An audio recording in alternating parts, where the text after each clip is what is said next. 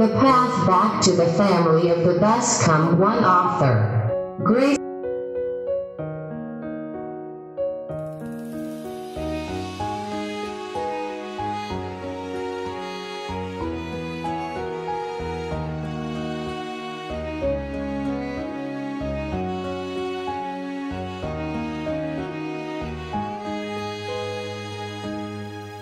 Series 14. On the second day, we arranged a charitable donation to the lepers and orphans fostered in some temples in Lamdong province.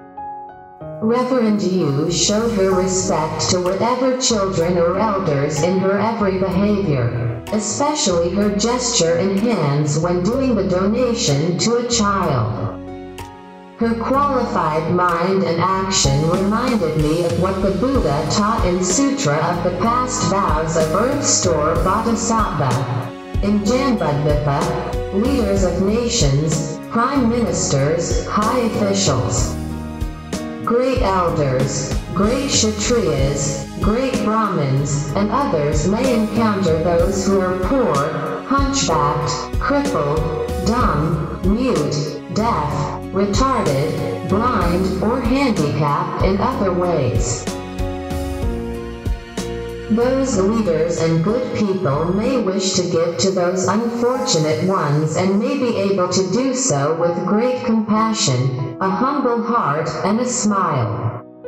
They may arrange to give generously, either personally with their own hands, or by arranging for others to do so, using gentle words and sympathetic speech. The blessings and benefits that such leaders and good people will accrue will be comparable to the meritorious virtue derived from giving to as many Buddhas as there are grains of sand in 100 Ganges rivers. Why is that?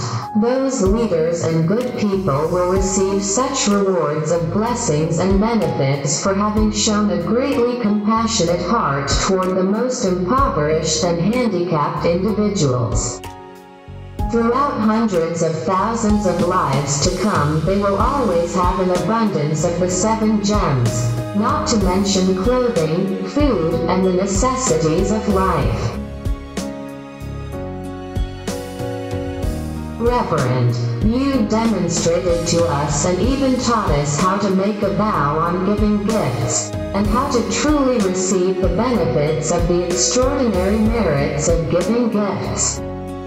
As it goes in Sutra of the Past Vows of Earth Store Bodhisattva, merely by transferring the merit from such deeds to the Dharma realm, the merit and virtue that those people will create will cause them to enjoy superior and wonderful bliss for hundreds of thousands of lives.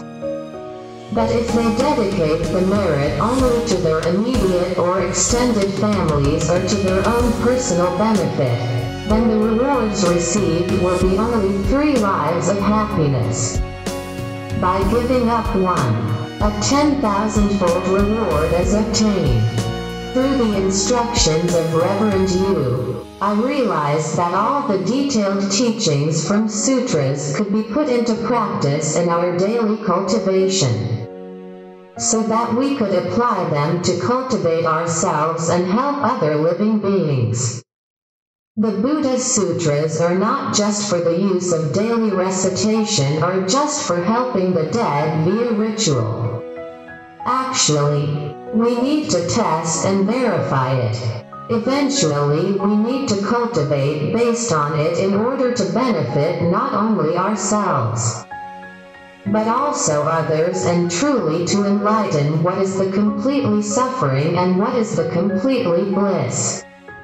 On the 3rd day, when we returned to our own abode, the laity living around came to visit Reverend Yu, another guest master from China, and requested Reverend Yu to preach the Dharma.